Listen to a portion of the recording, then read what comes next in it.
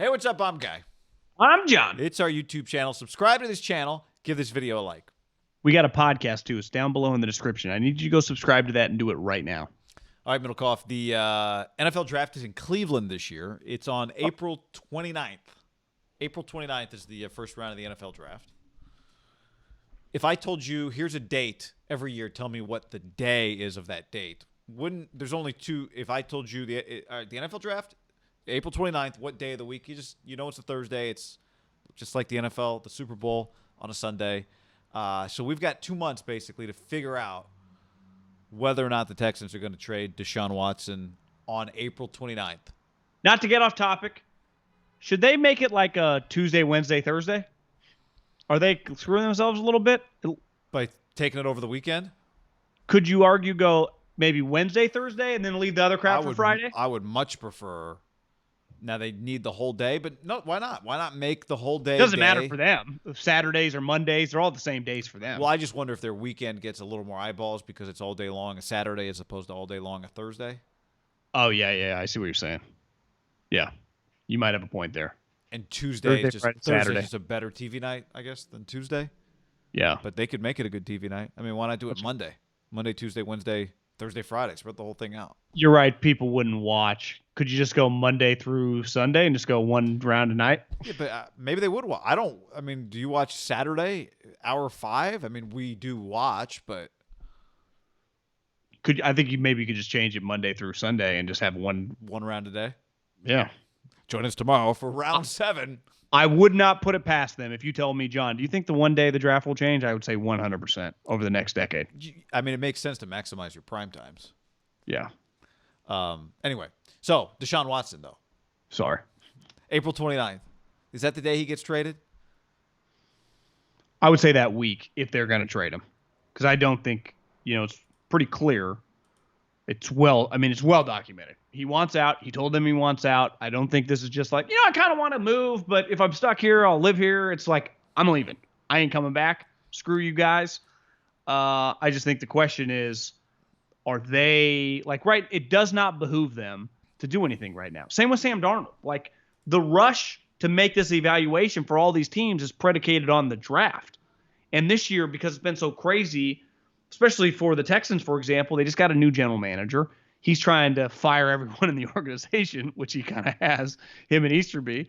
But you got to have your draft board. Like, you wouldn't trade for picks a guy of this stature until you really had a good feel for, what you feel of the draft, right? Because they don't even have any picks. So right now, how you value the Dolphins pick or how you value what the Jets would send you or how you value the Niners' 12th pick.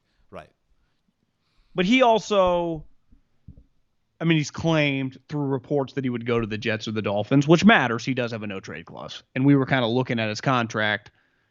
Someone told me this a while back, and it makes sense once you really dive into his contract. The true money he got up front is actually way less than most quarterbacks. And a big part of that is because most young quarterbacks, I guess did Carson Wentz have a no-trade? I guess Jimmy does. Obviously, Deshaun does. And Russell Wilson does. So the no-trade clause factors into Deshaun Watson because he can poo-poo anything. I don't think Stafford did, no. Did Goff? Kidding. No. But even if he did, Goff would have waived it to keep making his money, right? For sure, right. You see McVay's like, if I could take it back, I could have done a better job. Of coaching him. / being nice to him. Always easy to say after the fact. Once you've had a few days to once you've each sent each other a text like, "Hey man, it was real. You know, we did a lot together." She was a great girl. We just weren't meant to be together. Right. She's going to do great things with her and her new family. I think in the end, it was better for him to get a fresh start. Yeah. It wasn't even on her. It was a me problem. Yeah, I didn't like her enough. We were a bad match.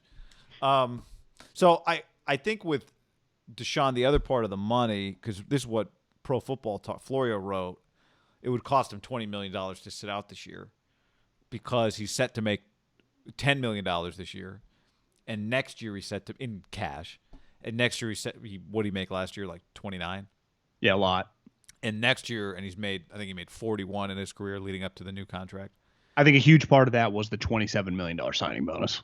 last year. Last year. And then his rookie salary. So it was basically his rookie salary plus $27 million. So this year's 10, next year's like 35.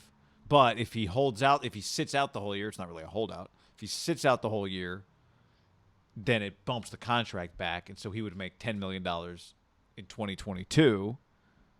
Because he goes on a tear, 22, 23, and 24, making $35 million a year, right? It's like bam, bam, bam. This is really the year the fact that he's making 10 makes him even. You could argue you get another first round pick for him because he's making $10 million. Incredible deal this year, really incredible deal, and you don't have to pay that $27 million signing bonus. You would gladly pay year to year $35 million a year for Deshaun Watson. I do wonder. Like his cap hit this year, John, is $15 million. Next year, it's $40. So this year he's very tradable. Like if I'm going to trade for Deshaun Watson, I want to trade for him this year, not next year. Well, to me, obviously, the whole thing. If you're the Texans, you want to take advantage of his values at all-time high. I heard one of the Ringer guys, was it Kevin Clark, say that based on a Football Outsiders and listen, I'm going to take this with a grain of salt. It was like one of the just individually quarterback play. It was like individually one of the great quarterback seasons ever.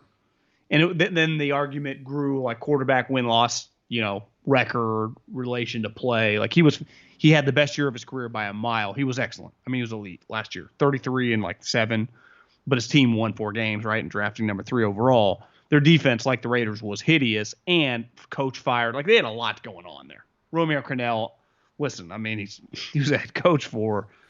Remember, Bill got fired pretty early, right? Because they started like 0-4, 0-5, and it was a disaster. And then he just got fired, and people were like, I'll never forget when the Bill O'Brien got fired. And I remember reading like the Schefter tweet. That was pretty shocking because they had basically just given him the keys to, do a full remodel. And then halfway through the remodel, they just kicked him out of the house. And then it was just chaos.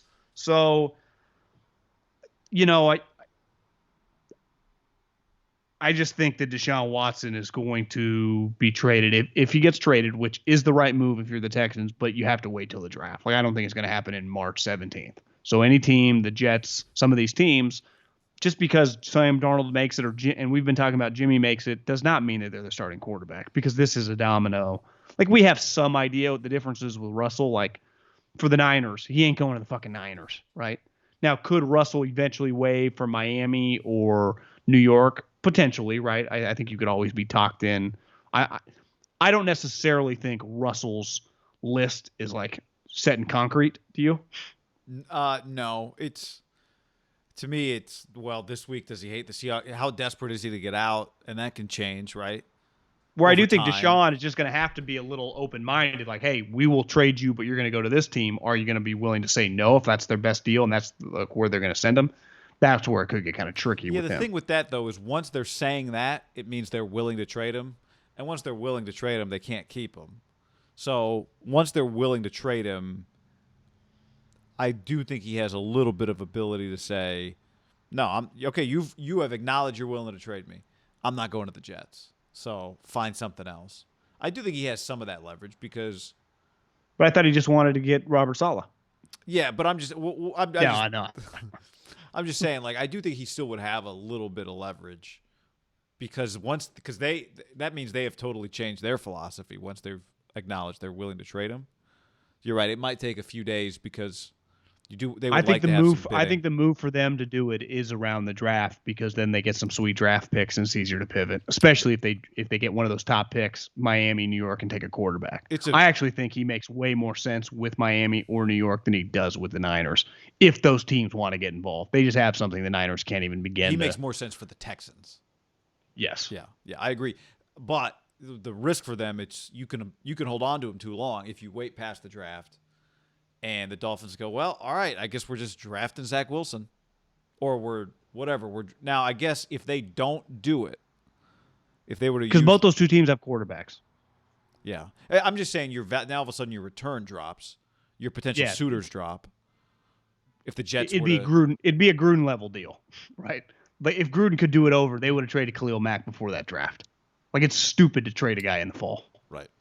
When their value is sky high. That's bad business. It just simply is. It was bad business for the Jets. It was bad business because you don't dictate the pick. And I saw a lot of people arguing this someone put this out there, and it's 100% true. The following year's pick is discounted as a following year's pick. Now, so if you give me a first rounder, that gets docked 20%, which is basically a second rounder. Now, it doesn't mean it's set in stone. That can change. Like the Texans, for example, pick number 3. But we saw when the Jets got the Seattle Seahawks first round pick, we had a pretty good idea. Like, that's not going to be any good. And what happened? It wasn't any good. It's in the 23 or 24. The odds, if they say, well, we'll run the risk that we can get a better pick next year, the odds are just low. What, you've got a team that he's willing to go to, and they have the 3rd overall pick? Doesn't it feel like out of all these trades, the Texans' situation with their pick for a big trade from a good team is the outlier situation in recent memory of like hitting the top 5? I mean, that's unheard of. It's almost too perfect for them. Like, you don't get this lucky to have a player just like, look what happened. Now, it's not the same situation because the level of player, but look at like what Washington went through with Trent Williams. Ultimately, he kind of dictated where he went. What they really get. Now, maybe that's a bad example just because they weren't going to get much anyway. But the point is just, the year before he sat out, they could have got a first round pick for sure. Yeah, that's true. Or if he didn't have if he didn't control the destination, maybe they could have gotten more too. But by then he'd sit out a year, and he was telling people he wouldn't take their extension. Like at the time, they probably easily could have just traded him. If he was willing to take anybody's extension, they might have been able to get more for him because there could have been a bidding. There was no bidding really because he was like, "No, I'm not going to that." Was it Detroit? He said he wouldn't go to. I'd say any good player now though kind of does that now. Like those days are over. Just like, oh yeah, I'm just going to trade you. For sure. People used to trade people to the Raiders, and they'd be like, Richard Seymour. Remember, it's like, I'm not fucking playing for the Raiders. Yeah. Like those days are done. The point is just, and ultimately Seymour got fucked. For them, he had to play, but he didn't want to. For them to get a top 3 pick, if they were to roll the dice and not trade him, it's just the odds are against them that they would get a pick as good as what they could get this year. And you're right, get their own pick back, which I don't know if that makes it feel worse or kind of makes it feel worse if you're them.